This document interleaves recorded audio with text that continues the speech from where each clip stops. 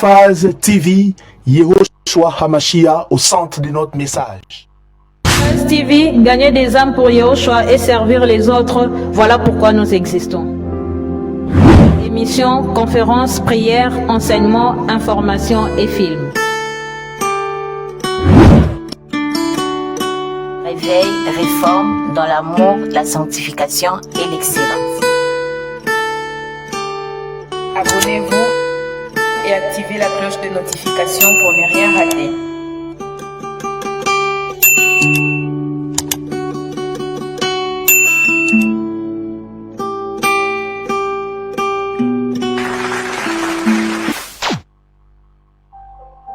Surnaturel est le naturel pour toi, mon Dieu. Nous le voulons en ce lieu. Surnaturel est le naturel pour toi, mon Dieu. Nous le voulons en ce lieu. Surnaturel est le naturel pour toi, mon Dieu. Nous le voulons en ce lieu. Surnaturel est le naturel pour toi, mon Dieu. Nous le voulons en ce lieu. Et surnaturel est le naturel pour toi, mon Dieu. Nous le voulons en ce lieu. Surnaturel est le naturel pour toi, mon Dieu. Et nous le voulons en ce lieu. Que ton onction descende sur moi. Et ça descend. Que ton onction descende sur moi. Que ton onction descende sur nous. Que ton onction descende. Surnaturel est le naturel pour toi, mon Dieu. Nous le voulons en ce lieu. Abba, nous te bénissons, nous te rendons grâce. Merci pour la CAGED 2024. Merci pour ce que tu nous enseigneras ce soir. Nous avons besoin de toi, Seigneur. Communique-moi la sagesse afin de bénir ton peuple ce soir. Au nom de celui qui vit et règne à jamais, Yehoshua Hamashiach, l'unique et le véritable, j'ai ainsi prié. Et nous disons Amen. Acclamons le Seigneur, acclamons le Seigneur, acclamons le Seigneur. Gloire à toi, Seigneur. Bienvenue dans notre conférence annuelle des jeunes dynamiques, CAGED en sigle 2024. Les thèmes que nous allons partager ensemble, avant d'annoncer les thèmes, je vous salue au nom précieux de notre Adonai Yehoshua Hamashiach. Je salue aussi nos bien-aimés qui nous suivent sur Internet, mais aussi sur notre chaîne.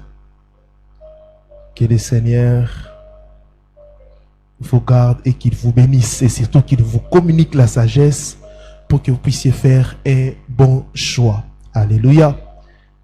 Et je profite pour cette occasion pour saluer aussi mon épouse, Maman Cynthia Mouloumé. C'est une manière de vous dire que j'ai fait un bon choix. Et nous allons vous aider aussi ce soir à faire des bons choix. Amen. Les thèmes que nous allons partager ensemble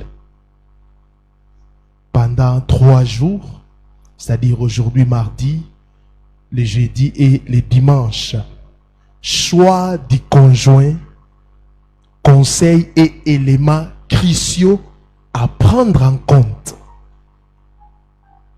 Choix du conjoint, conseils et éléments cruciaux à prendre en compte. Nous allons lire la parole du Seigneur. Je suis dans Genèse chapitre 2, le verset 18e. Genèse chapitre 2, le verset 18e. Il est écrit: L'Éternel Dieu dit, il n'est pas bon que l'homme soit seul, je lui ferai une aide qui soit son vis-à-vis. Alléluia.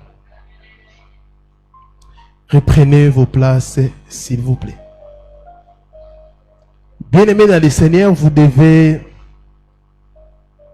savoir que le choix du conjoint, c'est une décision très capitale. Vous savez, la vie est faite des choix. Le premier choix que nous avons opéré, vous et moi, c'est les choix de croire en Yehoshua HaMashiach, Jésus-Christ notre Sauveur. C'est un bon choix. Si tu es païen, tu es en train de nous suivre, je demande de faire aussi ces choix comme nous. Tu ne seras pas déçu. Après les choix, j'appelle ça les choix de l'éternité. Le deuxième choix, c'est le choix du conjoint. Et le troisième choix, c'est le choix de la profession. Ce sont des choix qu'on ne peut pas négliger. Vous savez, il y a des choix qui ont des conséquences. Mais il y a aussi des choix qui n'ont pas de conséquences. Par exemple, j'ai fait le choix de porter cet habit aujourd'hui. Mais ça n'a pas de conséquences. Mais les choix du conjoint, que tu veuilles ou pas, il y aura des conséquences. Si tu fais un bon choix, il y aura des conséquences positives. Si tu fais un mauvais choix, il y aura des conséquences négatives. C'est pour cela que plusieurs personnes aujourd'hui sont en train de pleurer. Nous recevons des couples, nous recevons des femmes, nous recevons des hommes. Un homme te dit, papa, depuis que j'ai épousé cette femme, j'ai comme l'impression que ma vie recule toujours. Depuis que j'ai épousé cet homme, papa, j'ai des maladies. C'est un choix qu'on doit opérer avec la lumière du Créateur. Parce que Elohim, Yehoshua nous a créés et Yehoshua veut toujours notre bonheur. C'est pour cela les versets que nous venons de lire, les passages, la Bible dit, l'Éternel Dieu dit qu'il n'est pas bon que l'homme soit seul. Mais qui a constaté qu'il n'est pas bon que l'homme soit seul? C'est qui? C'est Elohim, c'est Dieu, c'est le Créateur. Donc nous ne pouvons pas opérer ou faire un choix sans négliger sa parole, sans négliger, parce que qui est l'initiateur du mariage? C'est Elohim, c'est Dieu qui a créé les mariages, qui a institué les mariages. Et quand, dans chaque création, le créateur met toujours la notice pour vous orienter, pour vous montrer comment utiliser l'appareil ou utiliser la chose qu'il a créée. Pour le mariage aussi, Elohim a créé à l'homme et la femme, il nous a donné sa parole comme notice. Vous voyez ça? C'est pour cela, avant d'opérer un choix, nous devons consulter les créateurs. Amen. Amen. Et aujourd'hui, il y a beaucoup de divorces. Beaucoup de divorces. Beaucoup de problèmes. Même ceux qui se disent chrétiens divorcent. Les taux de divorce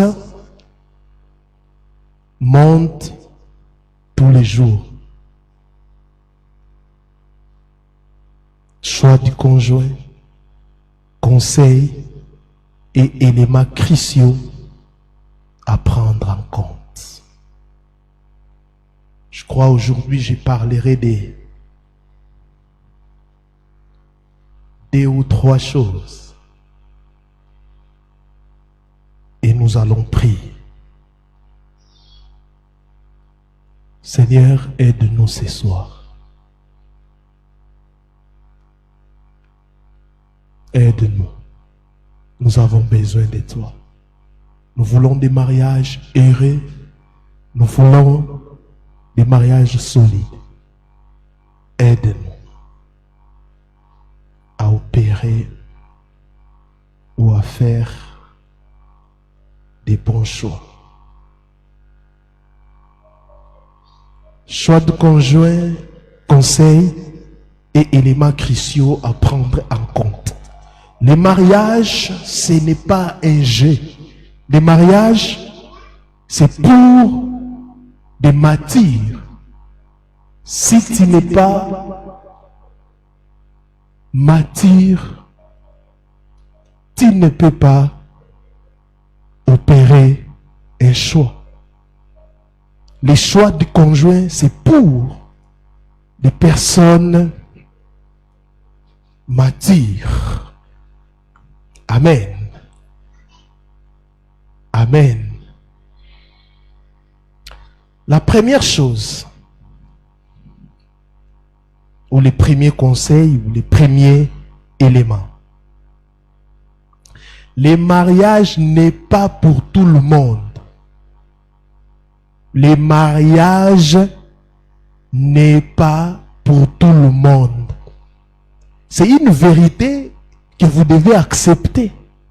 C'est une vérité. Elohim n'a pas créé les mariages où il n'a pas dit que tout le monde doit se marier. Non, c'est faux. Le mariage, ce n'est pas pour tout le monde. Je le répète et je le dis. Et c'est une vérité que vous devez accepter. Pendant très longtemps, et même encore aujourd'hui, on peut le dire, parfois rester célibataire n'est pas bien vu en société. Le célibat est parfois considéré, écoutez, comme un temps d'entente ou de préparation avant les mariages. Comme si la vraie vie ne commence qu'après les mariages. Ce qui est ridicule, bien sûr. C'est ridicule de penser comme ça que le célibat c'est un moment d'attente ou de préparation avant les mariages. Non. Yoshua n'était pas marié, mais il a vécu bien sur cette terre. Il était joyeux, il a accompli sa mission. Jérémie n'était pas marié, Daniel n'était pas marié. Paul, certains même disent Timothée n'était pas marié.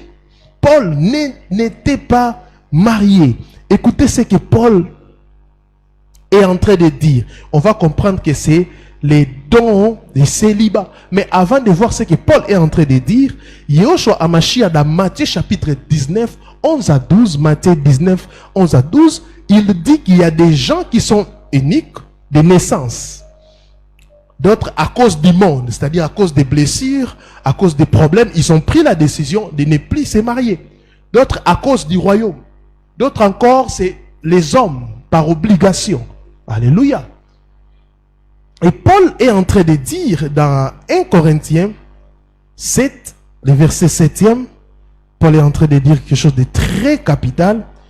1 Corinthiens 7, 7, je voudrais que tous les hommes fissent comme moi. Mais chacun tient de Dieu un don particulier, l'un d'une manière, l'autre d'une autre. Donc, il appelle le mariage un don. Le célibat aussi, c'est un don. Alléluia. Un don particulier, l'un d'une manière, l'autre d'une autre. Qu'est-ce que Paul veut dire à travers ces passages? Que on peut servir Elohim en étant marié. On peut servir aussi Elohim en étant célibataire. On peut vivre sur cette terre en étant marié ou en étant célibataire. Il y a des gens qui ont des dons de célibat. Et alors, pour faire un bon choix, tu dois connaître ces choses. Des gens, d'autres personnes, ils ont des dons de célibat. Là, c'est Elohim qui impose à cette personne. Mais il y a des gens qui ont un mauvais comportement. Alléluia. Et ces gens-là doivent rester célibataires. Alléluia. À cause des mauvais comportements. Alléluia. Ah, tout le monde n'est pas épousable. Il y a des gens qui ont un mauvais caractère. Ces gens-là doivent rester seuls. Rester célibataires à cause de leur mauvais comportement. Il y a des mauvaises femmes. Il y a des mauvais maris. Des mauvaises personnes doivent rester seuls. Si tu ne mets pas en tête, avant de faire un choix, qu'il y a des gens qui ont des dons de célibat, car il y a des gens qui ont les dons de célibat, mais ils s'ignorent. Alléluia. Vous êtes en relation de fiançailles, mais ils se comportent comme en étant seuls. Alléluia. Il fait des choses, il te montre clairement que ta présence ne contribue à rien dans sa vie. Il y a des gens comme ça. Il y a des gens comme ça, ils ont un mauvais comportement, un mauvais caractère. Il y a des gens qui sont des bonnes personnes tant qu'ils sont seuls. Laissez ces gens-là vivre seuls. Ils sont des bonnes personnes quand ils vivent seuls. Même en amitié, même à l'église, il y a des gens pareils. Ton pasteur ne te supporte pas. À la maison, tes parents biologiques ne te supportent pas. Et alors, l'enfant d'autrui va te supporter comment?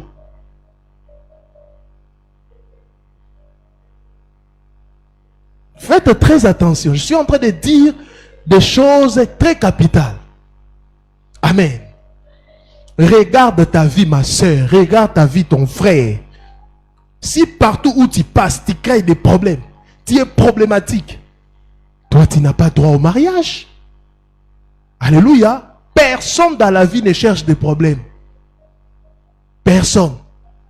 Et non, je trouverai un mari qui va m'accepter comme ça, une femme qui doit m'accepter comme ça. Aujourd'hui, personne n'accepte des bêtises. On a déjà trop de problèmes. Le mariage doit être un endroit de repos, un endroit de consolation, un endroit où vous vivez ensemble en harmonie. Et non un endroit de problèmes ou de querelles. Il y a des gens comme ça.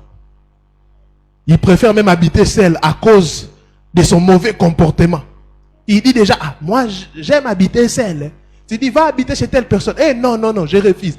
Il refuse ou elle refuse parce qu'il sait qu'il est un mauvais garçon. Elle sait qu'elle est une mauvaise fille. Mais, tu aimes aussi une personne.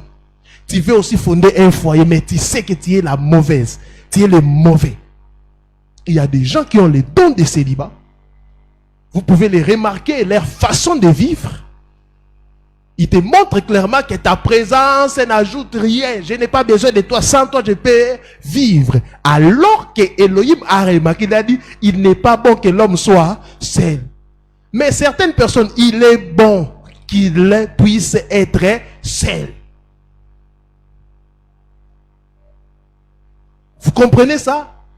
Vous comprenez ça? Une personne qui a une vision erronée du mariage, qui pense que le mariage, la personne qui t'épouse doit en prendre en charge toute, non seulement sa famille et le village. La personne qui pense que la femme, c'est seulement, non, elle est là, elle cuisine, elle prépare. Des personnes comme ça, qui peuvent faire une année sans parler à quelqu'un, il est très à l'aise. Il est bon que cette personne soit seule.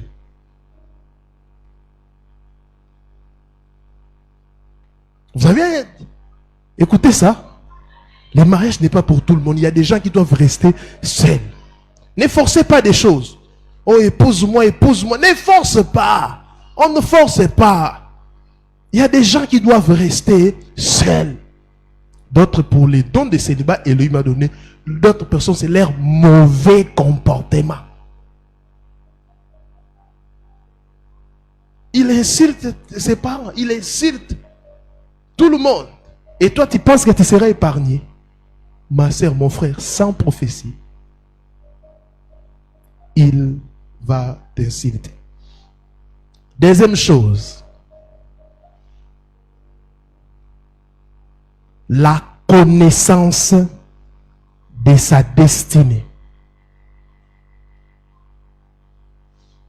Deuxième chose ou deuxième conseil ou élément. Parce que le thème c'est choix du conjoint, conseil et éléments cruciaux à prendre en compte. Donc deuxième conseil ou deuxième élément. La connaissance de sa destinée.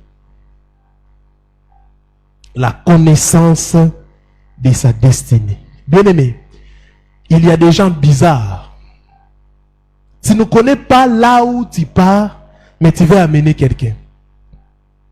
C'est bizarre. Tu ne connais pas ta vie, mais tu veux amener quelqu'un. Alléluia. Alléluia. C'est un risque de faire un choix sans la connaissance de sa destinée. Je le répète. C'est un risque de faire un choix sans la connaissance de sa destinée. Plusieurs personnes regrettent aujourd'hui. Elles ont fait un choix par rapport à leur vie présente. Par rapport à leur vie présente, par rapport à sa souffrance. Il ignore ce qu'il va devenir demain. Il a fait un choix par contentement. Donc, moi je suis comme ça, donc je dois épouser. Avant de faire un choix, il faut toujours se projeter dans l'avenir. Il faut toujours se projeter dans l'avenir. Bien-aimé, si tu connais que tu choses 46, tu n'iras jamais chercher la pointure 40 ou 30. Si tu choses 45, est-ce que tu chercheras la pointure 20? Non. Tu vas choisir avec précision. Quand tu connais ta destinée, tu choisiras avec précision. Quand tu entres dans la boutique, directement tu iras là où il y a les 45. Tu ne chercheras pas les 20, tu ne chercheras pas les 21, tu ne chercheras pas les 30. Les gens qui sont touche à tout, ils draguent tout le monde, ils sont en train de vivre avec n'importe qui. Ces gens-là ne connaissent pas leur destinée. Est-ce que quelqu'un me comprend? Tu es une femme leader, tu aimes travailler. Ta destinée, c'est que tu puisses travailler. Elohim t'a envoyé pour que tu travailles. Cherche quelqu'un qui va accepter ça. Mais maintenant, si tu ignores ta destinée, tu vas te marier avec un homme qui n'accepte pas que la femme puisse travailler. Tu ne connais pas ta destinée, tu n'es rien. Tu n'as rien. Mais les jours que ta destinée va s'éclater dans les mariages, il y aura des problèmes. Tu seras frustré. Alléluia. Car tu dois obéir, tu dois te soumettre à ton homme qui ne veut pas que tu puisses travailler. Et là maintenant, il y aura des frustrations, il y aura des problèmes. Tu commenceras à prier pour sa mort, il sera là. Tu es une femme qui aime aussi parfois être ton homme. Mais tu ignores, tu ne sais pas. Tu ne sais pas, tu es jeune, tu ne sais pas. Tu te maries bêtement. 5 ans, 10 ans de mariage, ta destinée te réclame. Car il y a toujours un jour où ta destinée va te réclamer. Moi, je ne savais pas que je serais pasteur. Je ne savais pas que je serais entrepreneur. Je ne savais pas que j'aurais beaucoup de choses. Je ne savais pas que je vais voyager dans le monde entier. C'est pour cela, quand j'étais païen, je faisais des mauvais choix. Quand j'ai cru au Seigneur et j'ai commencé à avoir une lumière dans ma vie, ça m'a aidé. Les jours que le Seigneur m'a dit, tu vas me servir, tu seras pasteur, regarde ta destinée, tu feras ça, tu feras ça, tu feras ça, tu feras ça. J'ai dit, au-delà de choisir une belle femme, mais elle doit avoir aussi des caractères. Alléluia. Car beaucoup de hommes épousent la beauté. Tu épouses la beauté, mais ça ne correspond pas avec ta destinée. C'est pour cela une femme un jour m'a dit, pasteur, elle m'a trompé avec une fille moche comme ça. Elle est moche, mais sa destinée marche avec elle. C'est pour cela, aujourd'hui, des faux pasteurs divorcés là, ils ne savaient pas ce que Yahweh fera dans leur vie. Ils ont épousé par contentement, et après quand le ministère a éclaté, la femme là, c'est une femme, elle ne connaît pas de bonnes manières, et l'homme commence à se sentir humilié. Après, qu'est-ce qu'il fera? Oh, Dieu m'a dit que tu es sorcière. Elle chasse cette femme, elle cherche une autre femme. Ce sont des choses que nous condamnons. Mais vous devez connaître votre destinée. Est-ce que tu connais ta destinée? Est-ce que tu connais ta destinée? Tu connais ta vraie profession?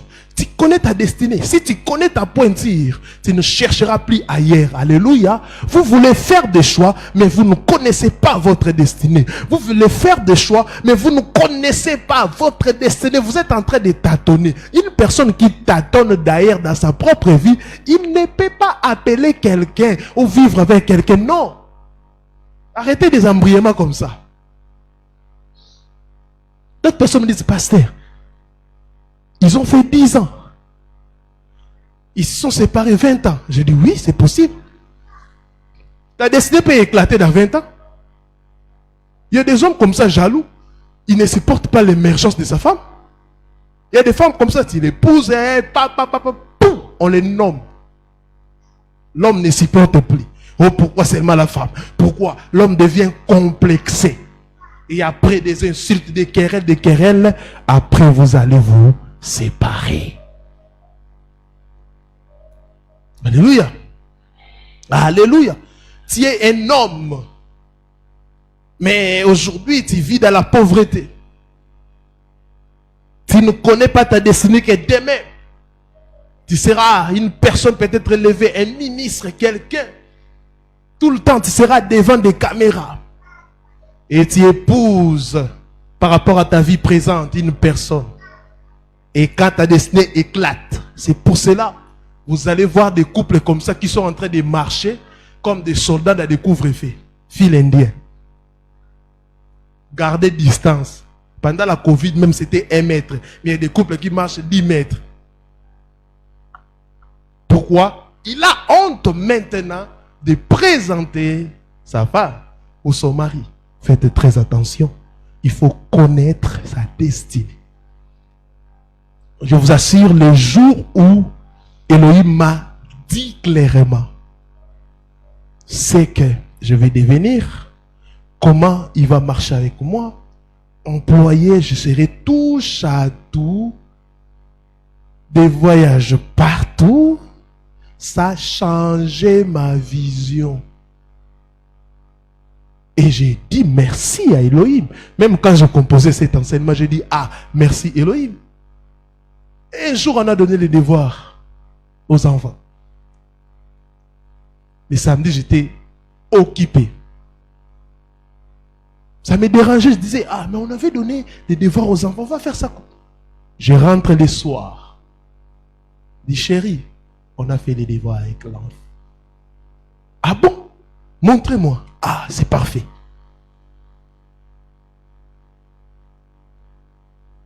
Vous voyez ça? Mais si j'avais fait un choix ignorant, c'est que je serais. Tu fais un choix comme ça, tu viens déjà fatigué, tu arrives. Mais chérie, des devoirs, moi, En tout cas, on t'attendait, papa. Faites très attention. Troisième chose, là vraiment je vais m'asseoir là et finir là. Amen. Est-ce que quelqu'un est béni ce soir? En ligne, vous êtes béni? Gloire au Seigneur. Troisième chose, partagez massivement cet enseignement pour aider plusieurs. Amen. Troisième chose, tenir. Nous sommes en train, les thèmes, je rappelle tout le temps les thèmes pour que nous puissions retenir les thèmes. Choix de conjoint, conseils et éléments cruciaux à prendre en compte. Troisième conseil ou élément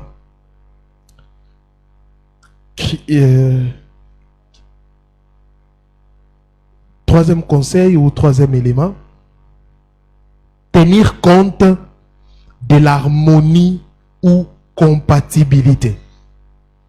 Tenir compte de l'harmonie ou compatibilité.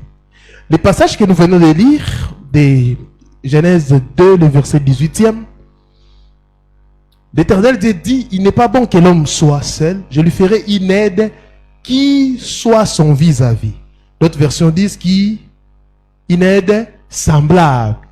D'autres versions encore, c'est une aide qui lui correspond. Alléluia. Donc, Adam était une personne qui était en harmonie. Il y avait la compatibilité entre Adam et Ève. Il y avait la compatibilité, l'harmonie. Vis-à-vis veut dire harmonie, compatibilité, la personne qui lui correspond. C'est-à-dire, si Adam était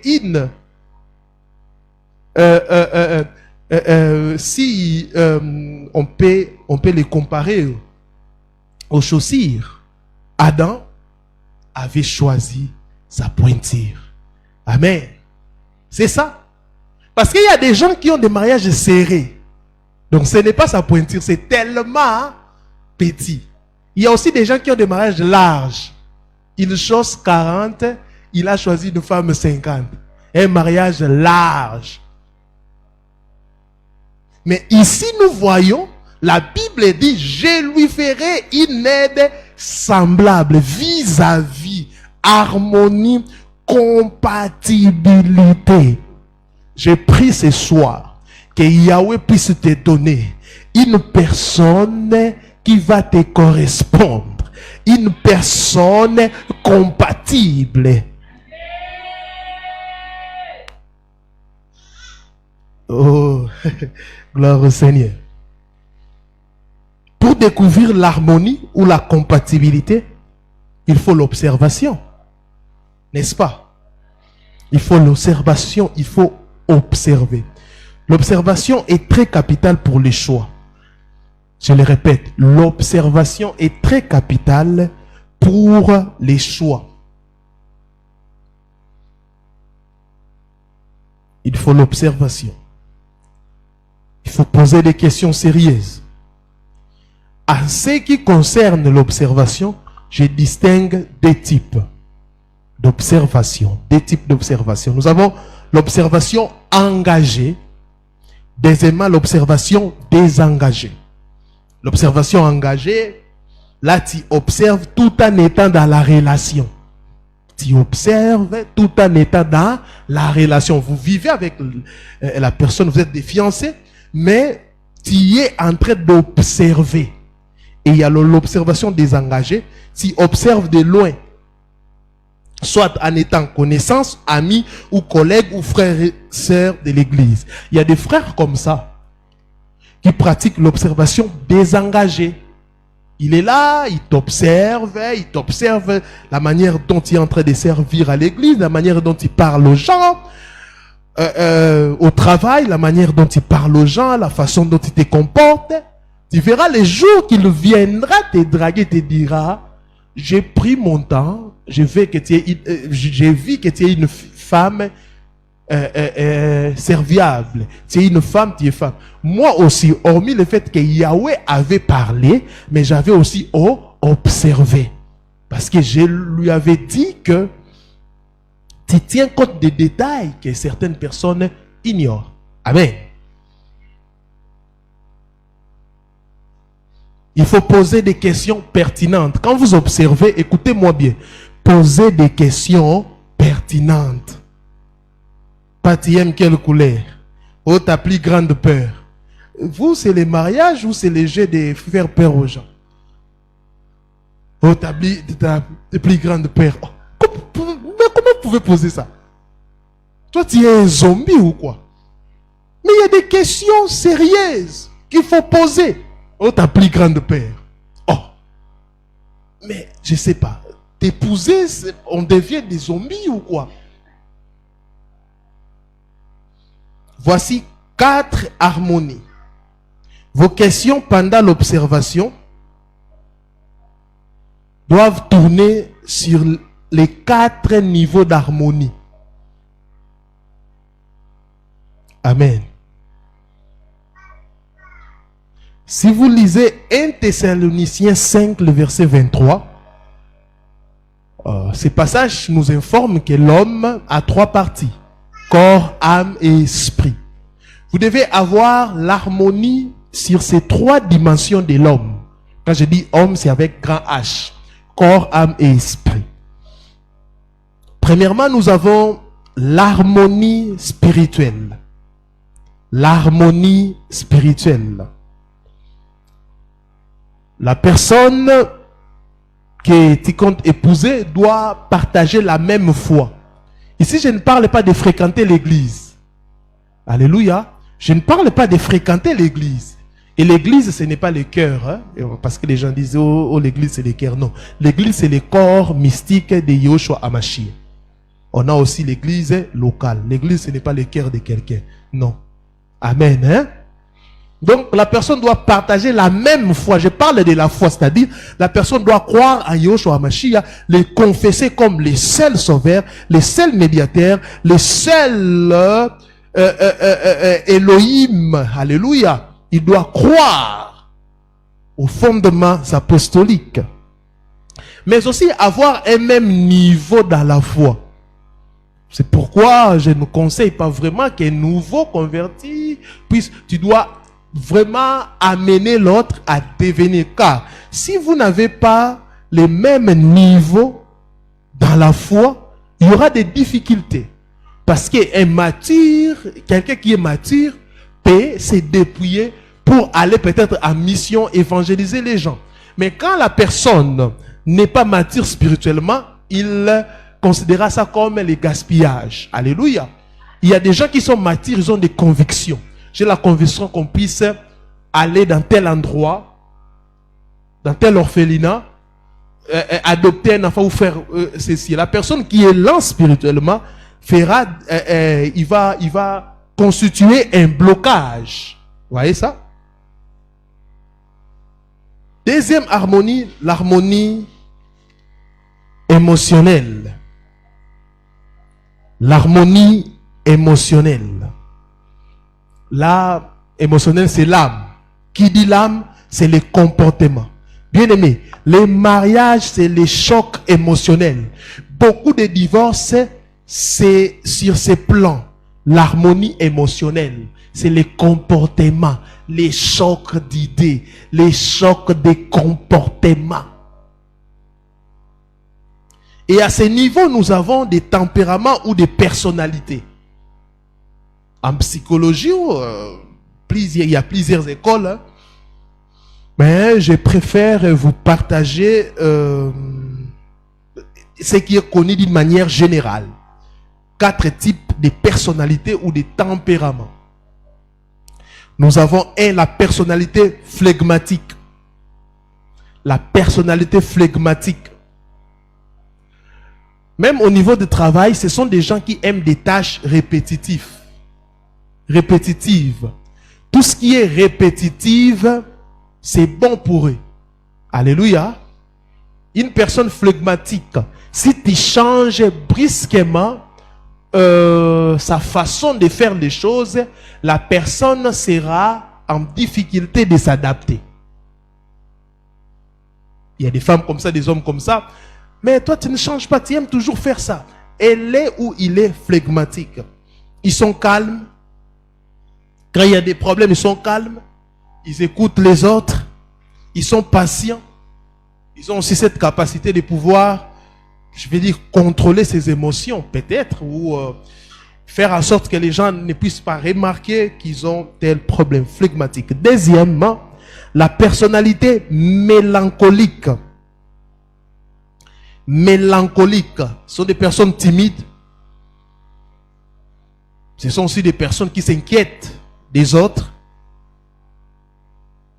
La dépression, tristesse, dégoût de la vie. Ils sont pessimistes. Alléluia. Ils sont pessimistes, mais ils s'inquiètent de la vie. Ils sont timides. Ils sont caractérisés par la tristesse.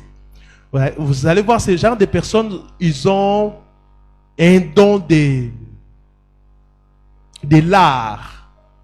C'est tout l'art de la peinture. Vous voyez des personnes qui sont à l'Académie des Beaux-Arts, ils sont calmes, ils sont mélancoliques, ils aiment l'art, ils aiment des douces musiques, ils sont sensibles. Troisièmement, la personnalité sanguine. Quand on dit sanguine, un excès de sang. Ils sont joyeux, optimistes et sociaux. Ils sont sociables plutôt. Ils sont introvertis, réfléchis. Impulsifs aussi, ils sont réfléchis. 4, la personnalité colérique. Colériques, ils sont autonomes.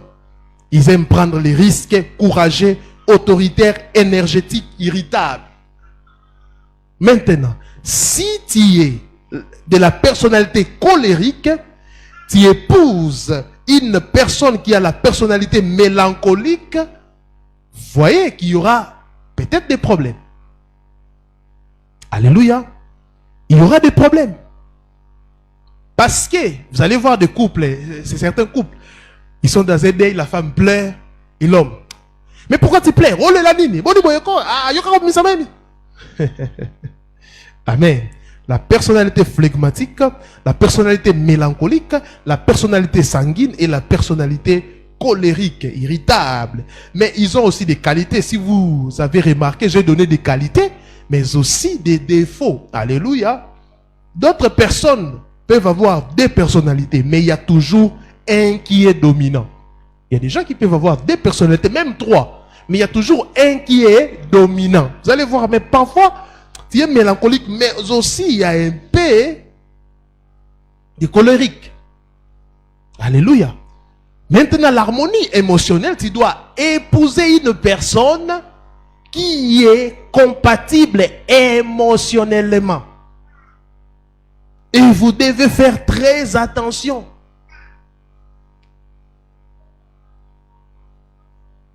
Alléluia. Vous devez faire très attention.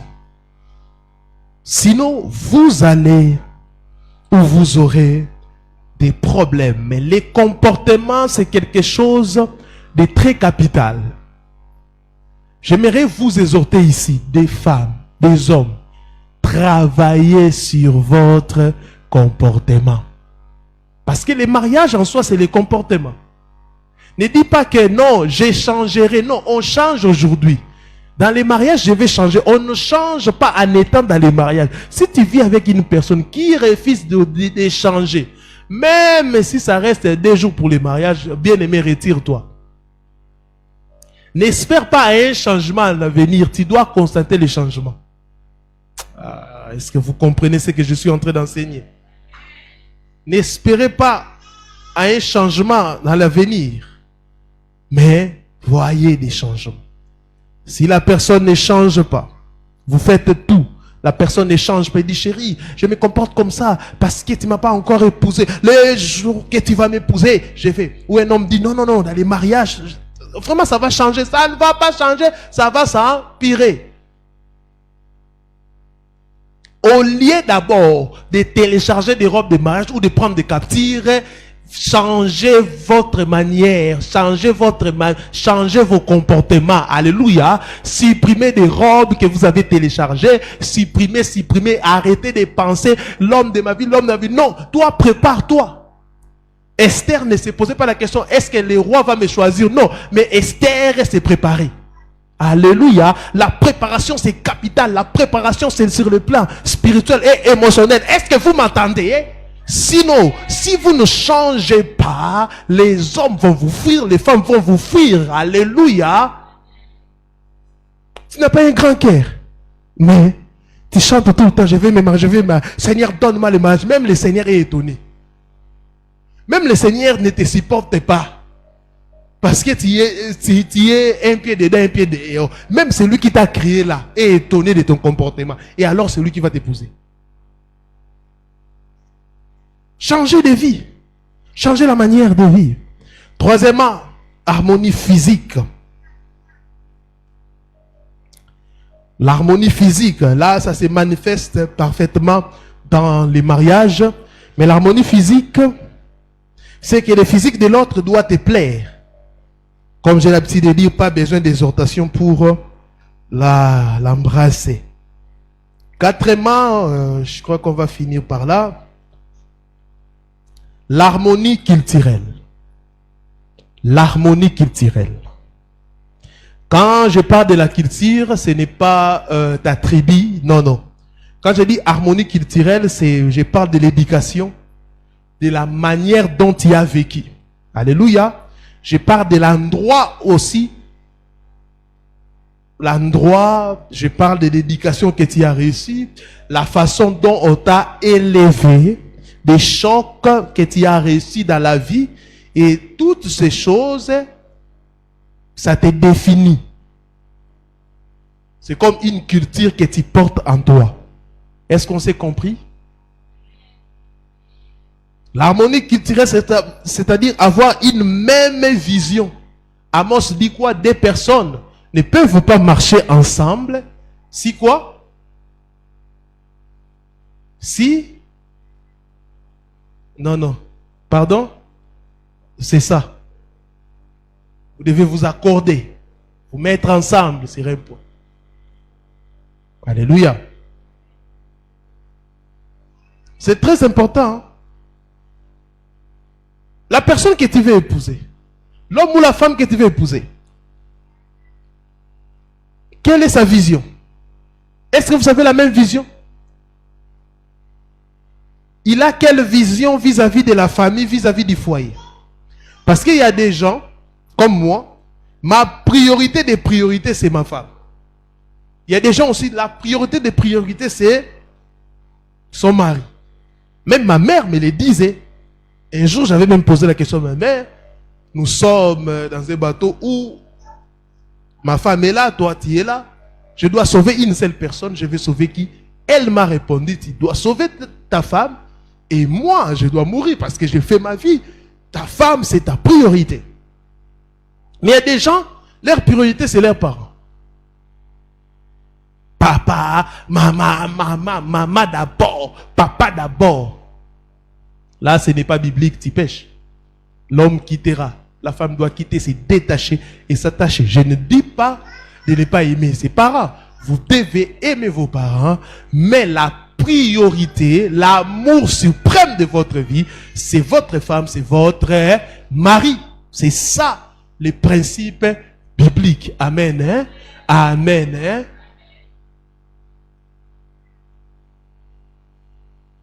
Vous voyez ça? C'est ça.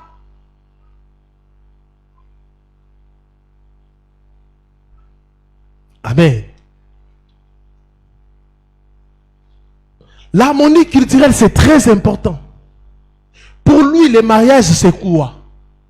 Ce sont des questions fondamentales à poser. Comment toi, tu conçois le mariage? Comment l'autre conçoit le mariage? Arrêtez des choses, tu aimes dormir avec la lumière ou sans la lumière. Arrêtez d'abord ces bêtises. Là, ce sont des accessoires. Sa vision, vis-à-vis du mariage. Comment il ou elle considère le mariage. Pour lui, le mariage, c'est quoi? Vous savez qu'il y a des gens qui considèrent le mariage comme un jeu, comme un contrat. Donc ça peut se briser.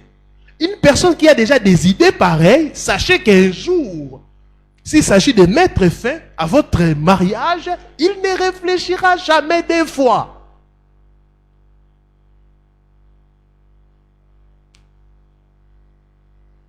Comment il définit la famille? Pour lui, la famille, c'est quoi? Vous allez entendre certains, ma famille, c'est ma famille vraiment. C'est mon père, ma mère, c'est fini. Non. Quand tu te maries, ta famille, c'est ta femme et toi et tes enfants. C'est ça la famille restreinte. Ta famille, là que tu considères ta famille, devient quoi? La famille élargie. Vous voyez?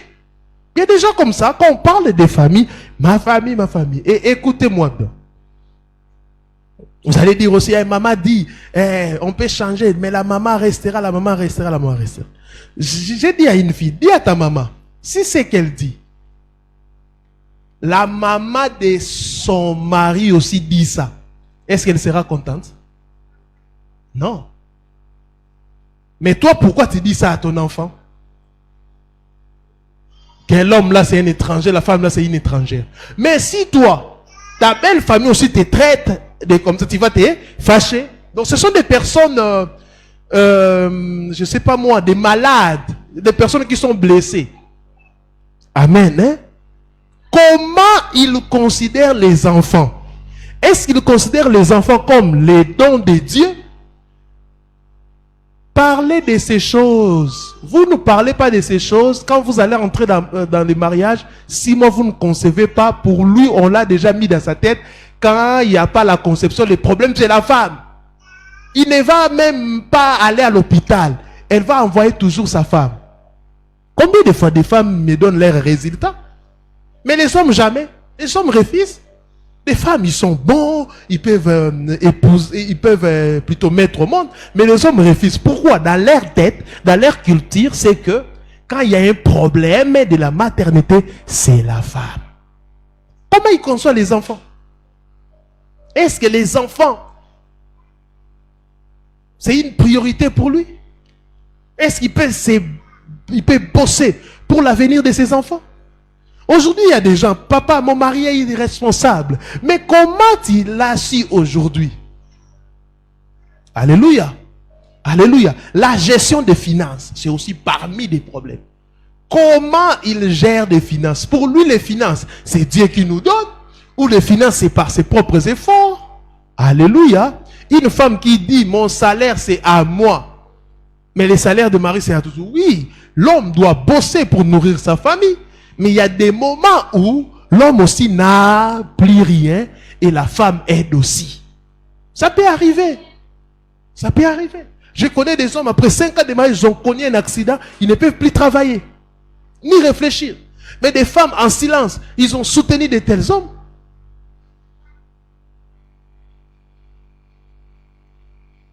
Alléluia. Demandez des papas pensionnés, hein. D'autres même ici, leurs mères ont vendu presque tout pour soutenir les maris. Mais eux aujourd'hui disent, non, non, non, moi, il faut voir cette femme, comment il conçoit des finances. Il y a des femmes pour eux, l'argent c'est, et ils ne pensent jamais projet. L'argent c'est make-up, habillement et tout ça. Ils peuvent même sacrifier les enfants à cause de leur propriété. Faites très attention. Faites très attention. Il y a des hommes comme ça. Lui, c'est l'alcool. Un jour, une femme est venue me voir, papa. On a chassé l'enfant pour 20 000 francs à l'école. Mais mon mari habille des casiers de bière. Plus de 20 000 francs. Il a fini tout ça. Vous voyez? Il y a des gens, gérer l'argent, c'est tout un problème. Vous devez savoir sa façon. Il y a des hommes, gérer l'argent, il prend son argent, il donne à la femme, lui il garde les restes. Moi, dès le départ, je disais à maman Cynthia, même quand on était fiancés, mon argent c'est à toi. Je prends mon salaire, je donne. Gère ça. Elle aussi, c'est qu'elle gagne. Elle vient avec ça. Elle met ensemble et on fait. Chérie, je peux faire telle chose. Chérie, je peux faire. Fais ça, fais ça, fais ça. Avant de sortir, parfois, je demande les transports parce que je prends tout, je donne. Parfois aussi, parce que nous, les loyers, on paye ça à la banque. Parfois, quand je reçois l'argent, je dis, chérie, j'ai reçu l'argent. Mais comme tu es en ville, profite directement de faire les dépôts. À la BRS. Je pars, j'ai fait. C'est fini. C'est fini. Même pour les études de l'enfant, on a décidé ensemble comment on va faire, comment on va payer ça. Je me suis battu, j'ai pris l'argent, j'ai dit, chérie, on part payer. La gestion des finances, comment il considère. Et aussi, chères femmes, vous êtes devant un homme, vous êtes en train d'observer pour connaître l'harmonie culturelle.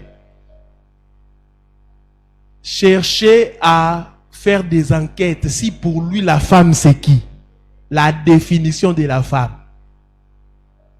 Quelqu'un qui dit, je suis fatigué de faire la lessive, j'ai besoin d'une femme. Elle a besoin d'une bonne, d'un nounou, pas d'une femme.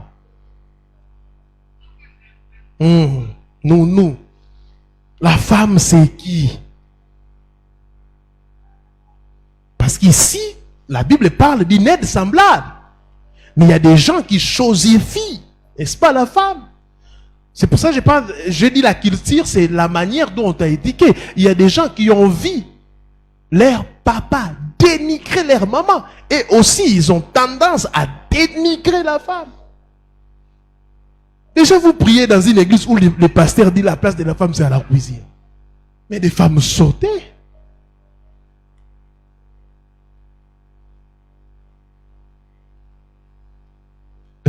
Ça c'est pour rire, mais est-ce que vous avez vu dans la Bible Ève préparée? La place de la femme, c'est à la cuisine. Okay. Mais il faut apprendre comment préparer. C'est très important, c'est très capital. Il y a aussi des femmes comme ça. Ils sont comme des hommes.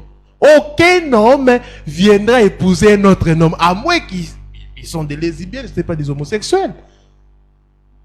Ah oui? Parce que moi, non. Toi, tu ne sais pas préparer. Moi, l'homme, je ne sais pas préparer. 0-0. Moi, je porte des pantalons. Toi aussi, tu portes des pantalons. 0-0. Vous voyez? Amen. Alléluia. Mais aussi, les hommes aussi doivent se poser cette question. Comment la femme considère l'homme? Il y a des femmes qui considèrent les hommes comme des rivales. L'homme, non. Mais pourquoi il y a trop? L'homme doit être tous les chefs. Nous, les femmes, on doit être inférieures. Une bonne femme aime la soumission. Une femme, quand elle aime, elle est soumise. Elle devient soumise. Elle se donne à parfait. Dites Amen. Ah, si tu n'as pas dit Amen, c'est que tu es une femme autoritaire. Oh, pourquoi c'est ces versets? L'homme est le chef de l'église. Est-ce que c'est moi qui ai écrit ça? Moi, j'ai trouvé ça. Frère, une femme comme ça, il ne faut jamais l'épouser. La comparaison, elle va être non. Pourquoi ça, c'est mal? Cette femme est Simone de Beauvoir. Elle doit rester là. La maternité n'est pas mon lot. Le mariage, ce n'est pas son lot. Quand il pose la question, il faut regarder la façon dont elle traite des hommes. Ah oui, des serveurs, des chauffeurs, des receveurs. La manière dont il réagit. Quand il s'agit toujours de l'homme, c'est comme si on lui pique quelque chose. Elle devient agitée. Vice versa. Sa manière de considérer la femme. Il faut voir tout ça. Parce que, bien aimé, l'observation ne trompe jamais. La manière dont elle vit avec les autres, c'est de la même manière qu'elle vivra avec toi. La manière dont il vit avec les autres, c'est la même manière qu'il vivra avec toi. Il insulte, il dit non, oui, c'est rare, Libakou, ce n'est pas l'erreur. Les jours qu'il va t'épouser,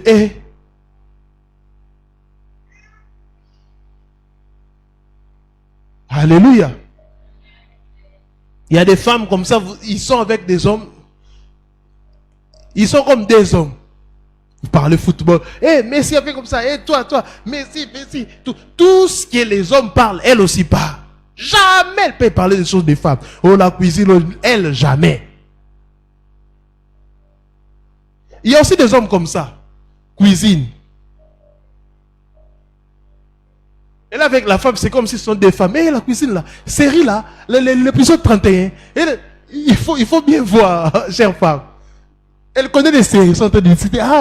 Vraiment, la manière dont cette femme avait plaqué là, elle plaque ça, telle chose, Barbie, telle chose. Moi, j'ai joué beaucoup avec des Barbie. Peut-être tu as affaire à un homosexuel. Toi, tu dois venir avec des choses des hommes. Moi aussi, je viens avec des choses des femmes. Maintenant, on fait la confrontation. C'est ça.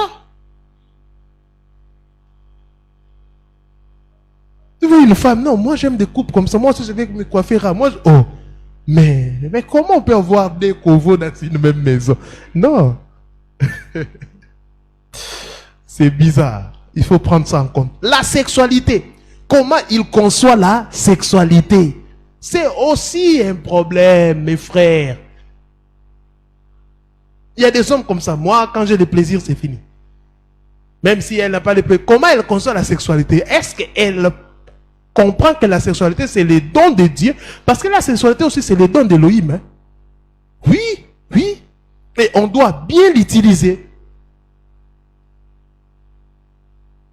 C'est un don d'Élohim. Et on doit bien l'utiliser. Mais quand pour elle, la sexualité, c'est la sexualité. Elle pense que la sexualité, c'est, je sais pas, il y a des gens qui pensent que la sexualité, c'est un combat. La sexualité, c'est quoi? C'est pour cela que vous voyez des hommes en train de chercher des choses, ils mélangent je sais pas moi, des arbres, ils mettent ça dans la bière, ils appellent ça tout réseau. Donc c'est comme si la sexualité, une telle personne, qui est assis avec un homme, il met des arbres dans la bière. Il dit ça tout réseau. Donc, chère femme, sachez que tu fuiras dans la maison. Il faut prendre tes dispositions. Toi, tu es chrétienne, tu n'es pas active sexuellement. Tu ne connais pas la sexualité. Et tu vas quelqu'un faire ces choses. La sexualité, c'est un don d'Élohim. C'est pour cela qu'Élohim a choisi un cadre précis pour la sexualité. Les mariages. Parce que la sexualité permet la procréation. Amen. Hein? La sexualité, c'est un don d'Élohim. C'est un instrument qu'Élohim a donné pour que la race humaine ne puisse pas disparaître.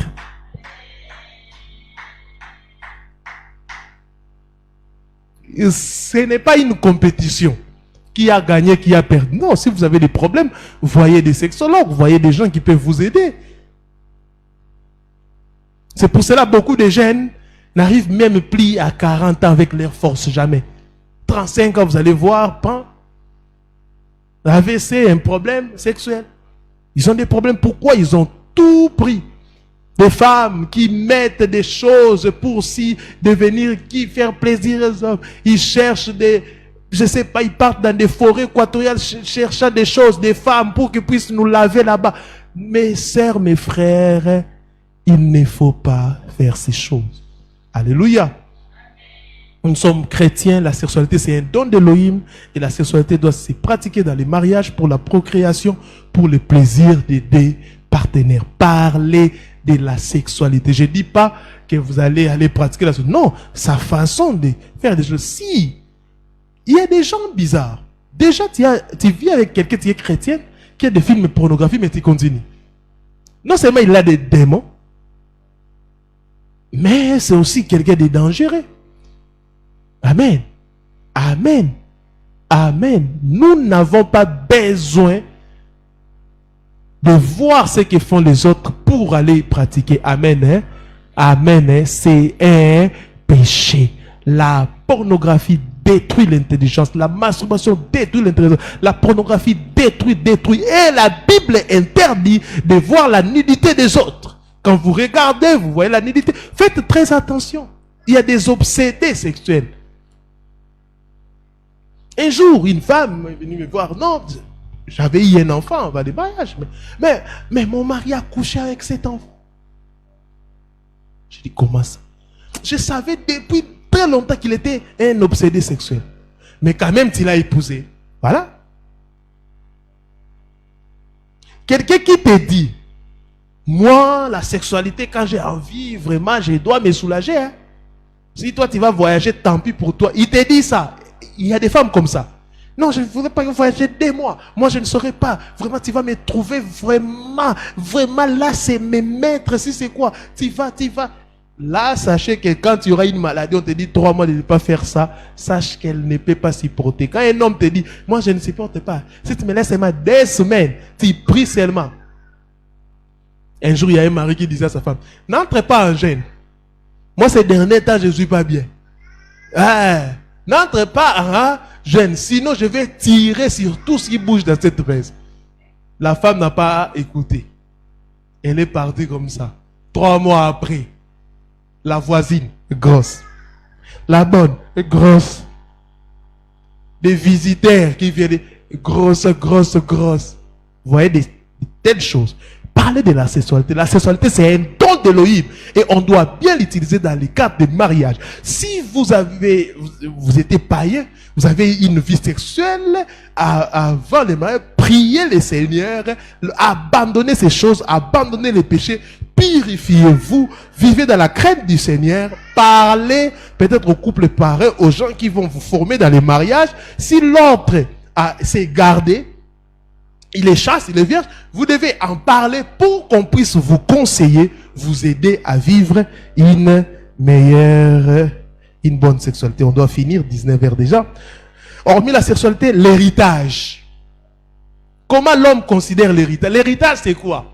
L'héritage, ce n'est pas seulement les biens matériels d'abord. L'héritage peut être aussi spirituel et émotionnel. L'héritage, alléluia.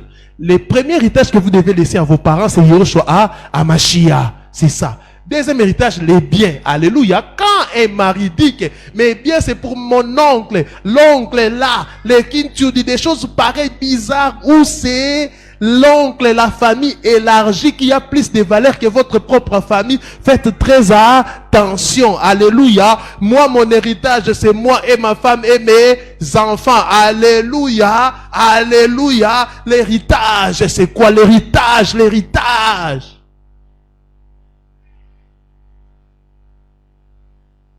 Alléluia. Et aussi, la manière dont la personne aime. Là, nous parlons seulement de l'harmonie qu'il tire elle. Alléluia. Car nous avons grandi différemment. On a notre manière à nous à aimer les gens. Écoutez. Il ou elle peut changer sa façon d'aimer. Au début, il t'aimera comme lui, il pense. Mais il ou elle doit t'aimer comme toi, tu l'aimes. Vous voyez ça?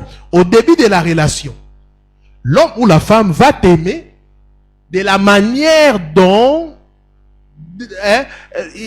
il va t'aimer de la manière dont lui, il aime. Amen. Là, c'est au début. Mais au fur et à mesure, la personne doit t'aimer. C'est ça qu'on appelle les sacrifices.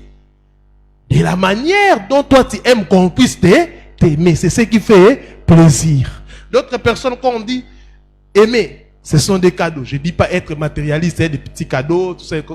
Donc faire du bien, des biens aux autres, les donner. Je ne dis pas être gourmand ou matérialiste. D'autres, c'est la présence. D'autres, c'est des moments de qualité. D'autres, la sortie. D'autres, la fidélité. D'autres, des compliments, paroles valorisantes. D'autres, là c'est dans les mariages, la satisfaction sexuelle.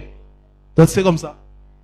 Tu peux parler matin, midi, soir, tu lui donnes les cadeaux. Si au lit là, il n'est pas satisfait, il n'est pas satisfait, tu l'aimes pas. Là, c'est il y en a plusieurs. Cela est dit à quoi? La manière dont on nous a éduqués. la façon dont on a grandi. Les Blancs peut-être, et ce sont des moments de qualité, des sorties, présence. Les Africains, c'est les lits.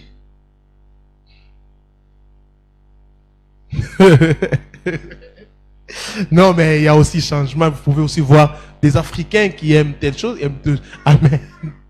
Amen.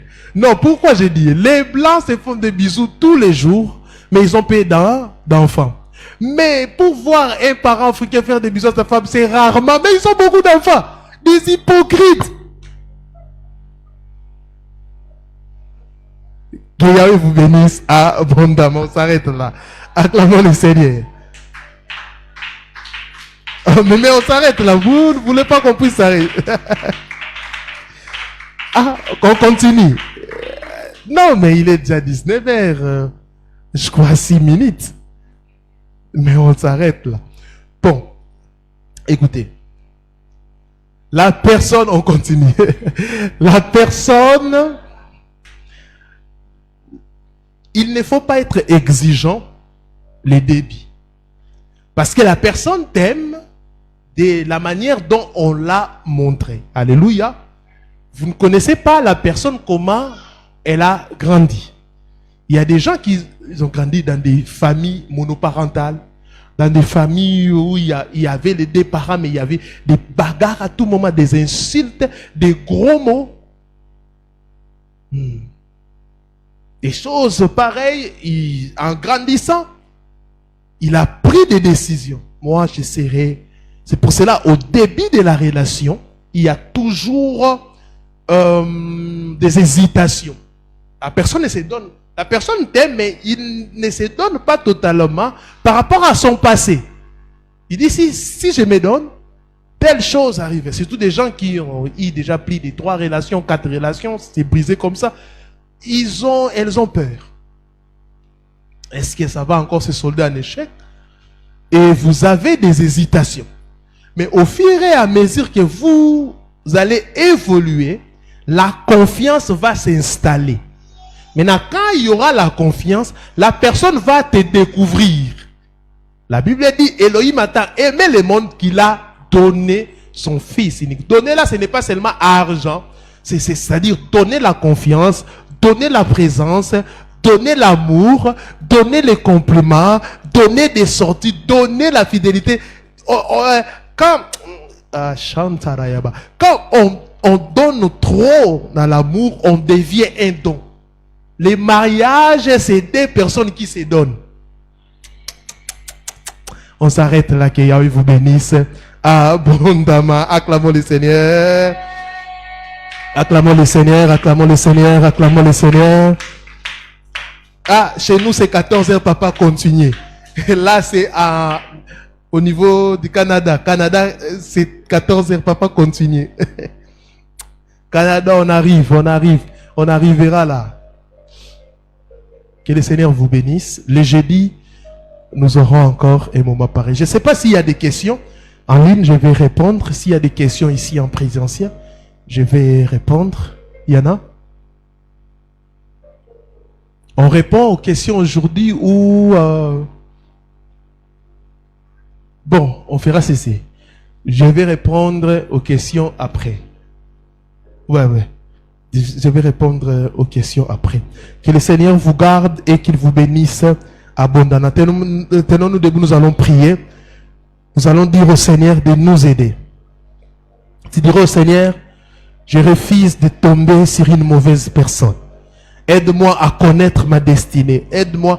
Quelqu'un, quand je composais l'enseignement à la maison, elle m'avait demandé que la grâce qui m'accompagne aujourd'hui puisse l'accompagner pour faire un bon choix.